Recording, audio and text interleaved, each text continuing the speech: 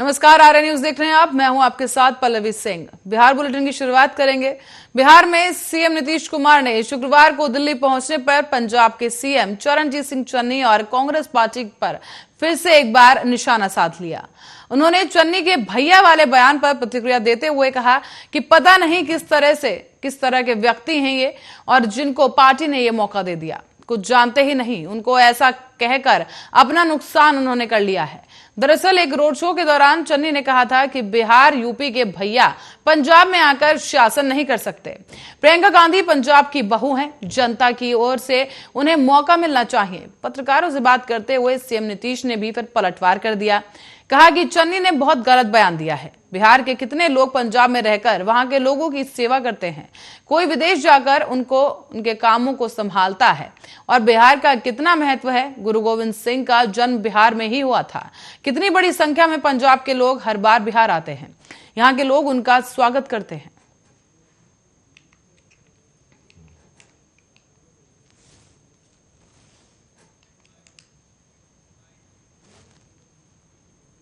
और इसी दौरान पटना के जननायक कर्पूरी ठाकुर की पुण्यतिथि के अवसर पर गुरुवार को वीआईपी सुप्रीमो मुकेश सहनी ने कर्पूरी कल्याण संकल्प महाअभियान की शुरुआत की। इस अभियान के तहत अति पिछड़ा समाज का आरक्षण 18% से बढ़ाकर 33% करने की मांग की गई। इस मांग के समर्थन में 50 लाख समर्थन पत्र इकट्ठा करने का लक्ष्य रखा गया। इसी अवसर पर मंत्री मुकेश सहनी ने अति पिछड़ा समाज के लिए एक खुला पत्र भी लिखा है। पत्र में उन्होंने लिखा है कि बिहार राज्य सामाजिक न्याय के मामले में देश में अग्रणी रहा। जननायक कर्पूरी ठाकुर ने साल 1978 में ही पिछड़ों और अति पिछड़ों के हित में आरक्षण लागू किया। उनके बाद कई जातियों को समय समय पर BC1 यानी कि अति पिछड़ा वर्ग में जोड़ा गया, लेकिन अति पिछड़ों का आरक्षण कोटा नहीं बढ़ाया गया। इसी से पुराने अति पिछड़े जातियों को नुकसान हुआ है। साथ ही आगे ये भी कहा गया कि बिहार में अति पिछड़ा समाज की जनसंख्या 35% से अधिक है, लेकिन आरक्षण सिर्फ 18% ही मिलता है। हमारी मांग है कि आरक्षण को बढ़ाकर 33% तक कर देना चाहिए। साथ ही समाज के हर वर्ग तक लाभ सुनिश्चित करने के लिए इस आरक्षण में भी अंदरूनी बंटवारा करना आज के समय की मांग है। बिहार सरकार को तमिलनाडु और छत्तीसगढ़ में लागू 69% आरक्षण के तर्ज पर बिहार में भी आरक्षण बढ़ाना चाहिए।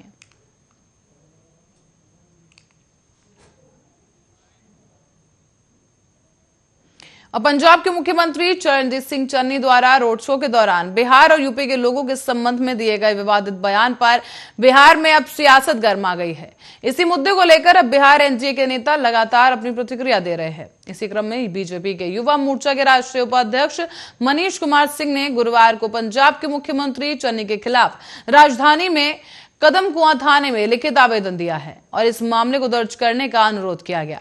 मनीष कुमार ने मांग की है कि मुख्यमंत्री चन्नी पर कानूनी कार्रवाई की जाए और पुलिस उनको गिरफ्तार करे। मनीष ने कहा कि कांग्रेस हमेशा से क्षेत्रवाद फैलाकर देश को तोड़ने का काम करती है।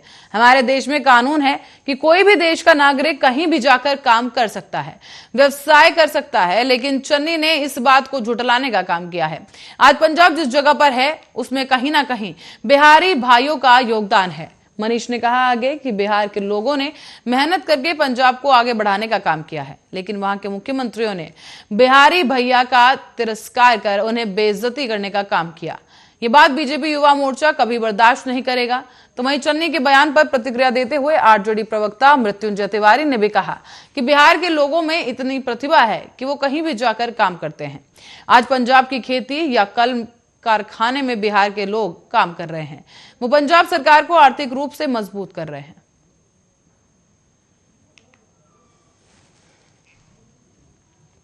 तो वहीं लोकसभा अध्यक्ष ओम बिरला ने गुरुवार को कहा कि यहां पर संसद और राज्यों की विधानसभाओं को प्रभावी बनाने के लिए जरूरी है कि जनप्रतिनिधि जनता की समस्याओं के प्रति संवेदनशील हों, उनकी उम्मीदों को विधायी तरीके से पूरा करने की दिशा में काम किया जाए। साथ ही इस दौरान राज्य विधानसभा भवन में शताब्दी वर्ष के अवसर पर आयोजित किए गए कार्यक्रम में बोलते हुए लोकसभा अध्यक्ष ने कहा है कि जनप्रतिनिधियों को यह सुनिश्चित करना चाहिए कि लोगों की आकांक्षाएं पूरी हों और कल्याणकारी योजनाएं अंतिम व्यक्ति तक पहुंच सके, ताकि सकारात्मक सामाजिक आर्थिक परिवर्तन हो सके। बिरला ने आगे कहा कि आज हम आजादी का अमृत महोत्सव मना रहे हैं, तो हमें अपने देश और अपने लोकतंत्र को मजबूत करने के लिए खुद को फिर से समर्पित करने की जरूरत है। उन्होंने ये भी कहा कि भारत में बहुदलीय संसदीय प्रणाली है और सरकारें आती हैं जाती रहती हैं, लेकिन जो भी दल सत्ता में है उसे लोकतंत्र को मजबूत करने के लिए सकारात्मक काम करने का प्रयास करना चाहिए। बिरला ने आगे कहा कि बिहार विधानसभा और परिषद के सदस्यों के लिए एक ओरिएंटेशन कार्यक्रम का उद्घाटन किया। साथ ही विधायकों और एमएलसी की संयुक्त बैठक को संबोधित भी किया गया।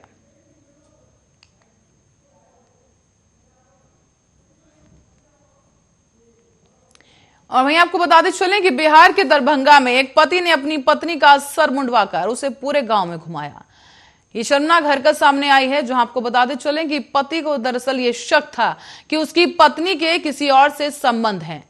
पत्नी को चरित्रहीन बताकर पति ने उसके साथ अमानवीय व्यवहार किया। सर मुंडवाने से भी पति का जब मन नहीं भरा तो उसने पत्नी के चेहरे पर कालिख पोत दी। अब इस शर्मनाक घटना का वीडियो भी सामने आ गया है, जिसके बाद आरोपी पति को गिरफ्तार कर लिया गया। पुलिस ने बताया है कि वायरल वीडियो कुशवेश्वर स्थान थाना क्षेत्र के चपकाही गांव का है। इस दौरान एसएसपी अशोक कुमार ने यह भी जानकारी दी कि वीडियो के आधार पर इस मामले में कार्रवाई की जा रही है। बताया जा रहा है कि महिला ने पति के नाम पर एक याचिका भी दायर की है और इसके साथ साथ महिला के पति का नाम रणवीर सदा बताया गया। उसने पूरी घटना को अंजाम दिया। इसमें कुछ ग्रामीणों के भी शामिल होने की बात सामने आ रही है और पुलिस के मुताबिक गिरफ्तारी के बाद रणवीर सदा ने अपनी गलती मानी है और वो पत्नी को साथ रखने के लिए तैयार हो गया।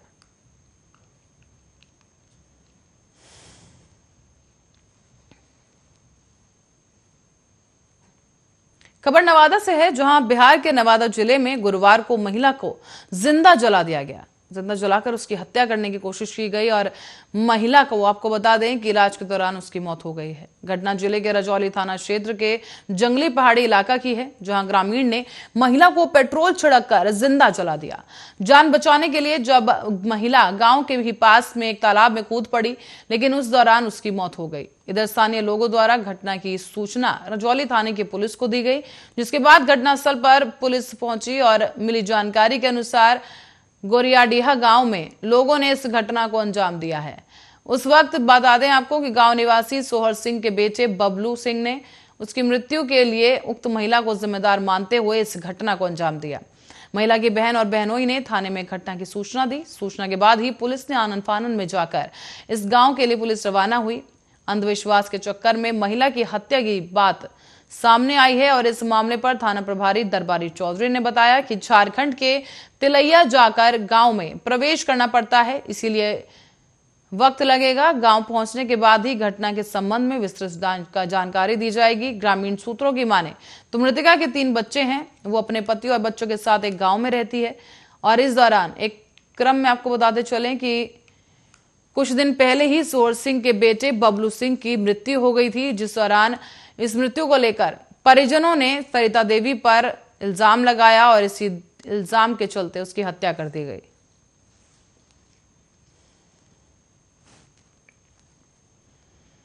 और बिहार में आय से अधिक संपत्ति रखने के मामले में राजगीर स्थित पुलिस भवन निगम में पदस्थित एग्जीक्यूटिव इंजीनियर के खिलाफ मामला दर्ज किया गया है।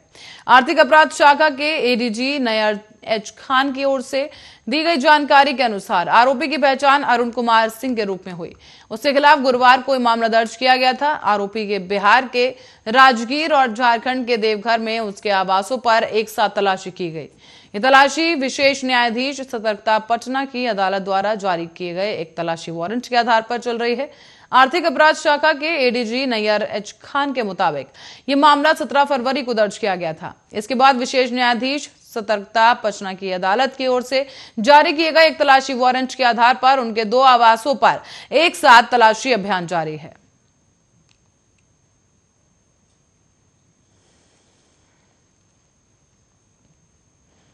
और बिहार में जिन 4 एक्सप्रेसवे का निर्माण हो रहा है वो राज्य के 38 जिलों में से 28 जिलों से होकर गुजरेगा। ये नए एक्सप्रेसवे बिहार के विकास की नई इबारत लिखेंगे। इन एक्सप्रेसवे से बिहार के विकास की रफ्तार भी तेज होगी और इनमें कोई दो राय नहीं है कि एक्सप्रेसवे के आसपास के गांव, जिलों और शहरों के लाखों लोगों को रोजगार के अवसर मिलेंगे। तभी हम आपको बताते चलें कि बिहार के 3 एक्सप्रेसवे के बारे में विस्तार से जानकारी दी गई है कि सबसे पहले 271 किलोमीटर लंबा एक एक्सप्रेसवे बनेगा, जिसके बाद 6 लेन बनने वाला औरंगाबाद से जयनगर एक्सप्रेसवे है।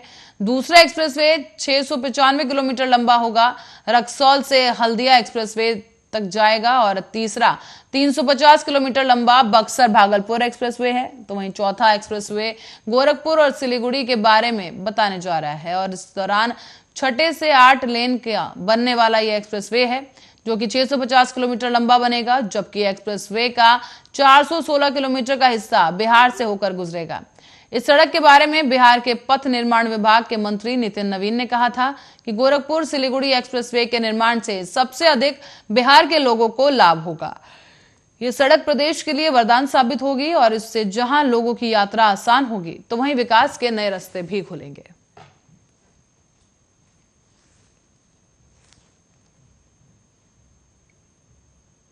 बात करें कोरोना की, तो कोरोना की तीसरी लहर अब धीमी पड़ गई है। तीनों लहरों में कुल मिलाकर 5 लाख से ज्यादा लोग देश भर में जान गंवा चुके हैं, जबकि करोड़ों लोग इस घातक वायरस से संक्रमित हुए। हालांकि अब भी कोरोना का खतरा पूरी तरह से टला नहीं है, लेकिन बर्ड फ्लू के रूप में एक और खतरा इस वक्त देश पर मंडरा रहा है। महाराष्ट्र के एक पोल्ट्री फार्म में 100 से अधिक पक्षियों के अचानक से मृत मिलने की वजह से हड़कंप मच गया, जबकि बिहार में 18 जनवरी को 700 से ज्यादा मुर्गे मुर्गियों के मरने से हर कोई सख्ते में आ गया है। बिहार में पाया गया कि बर्ड फ्लू बेहद ही ज्यादा संक्रामक हो गया है।